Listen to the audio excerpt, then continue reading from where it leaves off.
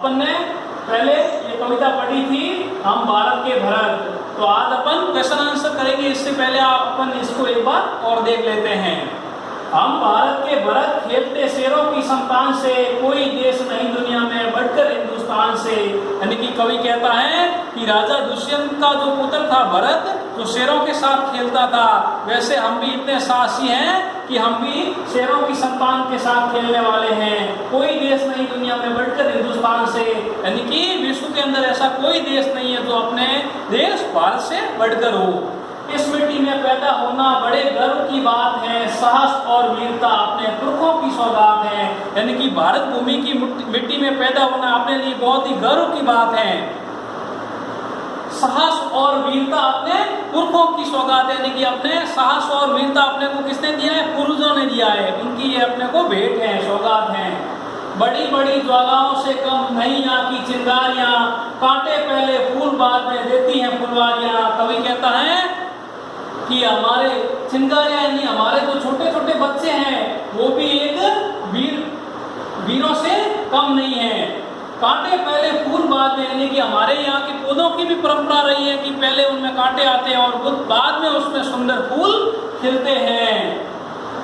और इसका दूसरा अर्थ देखा जाए तो यानी कि हम है जो कठिन मेहनत करके अपने देश को संवारते हैं। कभी देखते कभी महकते, जीते मरते शान से, कोई देश नहीं दुनिया में बढ़कर हिंदुस्तान से। यानी हम कभी तो आग बनकर दहकते हैं और कभी हम फूल बन के महकते हैं, खिलते हैं। जीते मरते शान से, यानी कि हम जीते और मरते बड़ी शान से हैं। कोई देश नहीं दुनिया में बढ़कर हिंदुस्तान से, यानी कि अपने देश भारत से बढ़कर कोई भी विश्व में देश नहीं है।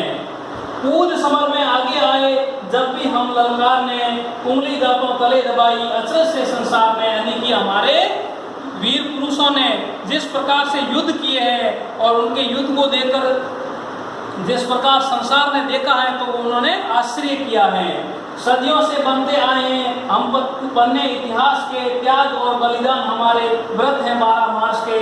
यानी हमारे भारतीयों का त्याग और बलिदान एक ऐसा महत्वपूर्ण रहा है जो आज हमारा इतिहास बोलता है, हमारा जो इतिहास लिखित इतिहास बोलता है। जब भी निकला हीरा निकला यहाँ किसी भी खान से, कोई देश नहीं दुनिया में बढ़कर हिंदुस्तान से। यानी कि कवि कहता है कि जो भी भारत में पैदा हुआ है भारतीय, वो बहुत ही महान व्यक्ति पैदा हुआ है। यानी कि ओजस्वी और वीरता युक्त पैदा हुआ है।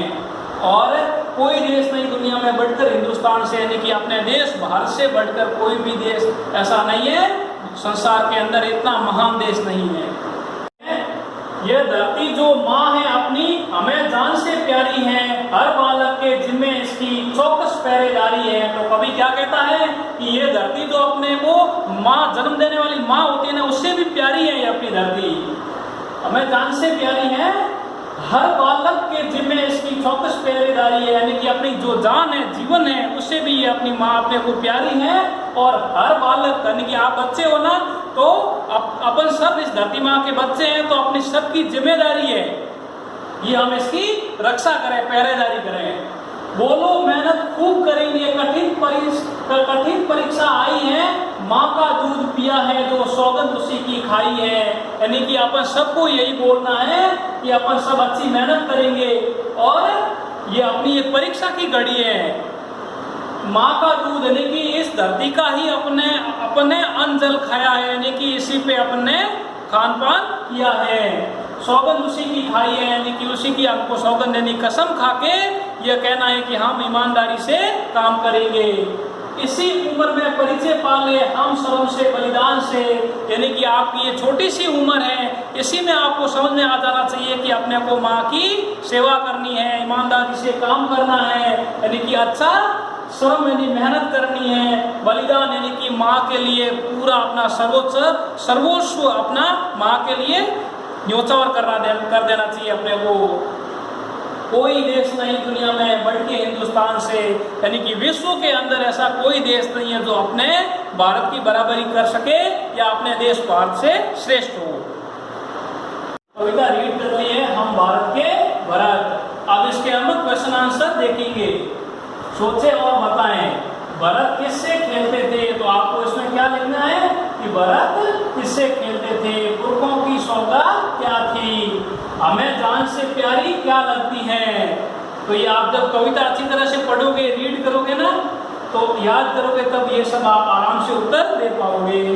आगे देखो दूसरा क्वेश्चन है, इस कविता में से वे पंक्तियां छाट कर लिखो जिनका अर्थ है चिंगारियां ज्वालाओं से कम नहीं है। यानी कि ये कविता की कौन सी पंक्ति का अर्थ है ये, तो वो आपको पंक्ति छाट के लिखनी है। अब आपको अच्छी तरह से समझ में आ गई है ना, तो आप आराम से कर सकते हो। हमारे काम इतिहास का हिस्सा बनते रहे हैं, यानी कि इसका भी आपको ये अर्थ है और इसकी पंक्ति लिखनी है। हम धरती को माँ समान प्यार करते हैं, तो इसकी भी वो पंक्ति लिखनी है। कठिन परीक्षा में मेहनत करने की आवश्यकता है, इसमें भी अपने को वो पंक्ति लिखनी है। तो आपको अगर समझ में आ गई अच्छी तरह से, तो आप आराम से कर लोगे ना आप।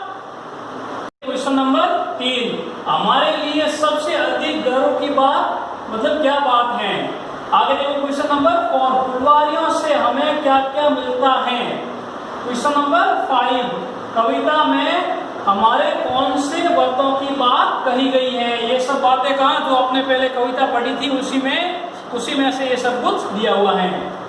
बालकों की क्या जिम्मेदारी है, तो छठा प्रश्न अपने को क्या बताता है, अपने को क्या पूछता है कि बालकों की, यानी कि आप बालक हो तो आपकी क्या जिम्मेदारी बनती है, वो भी अपन ने अभी कविता में समझा था, तो वो उसका आपको आंसर लिखना है।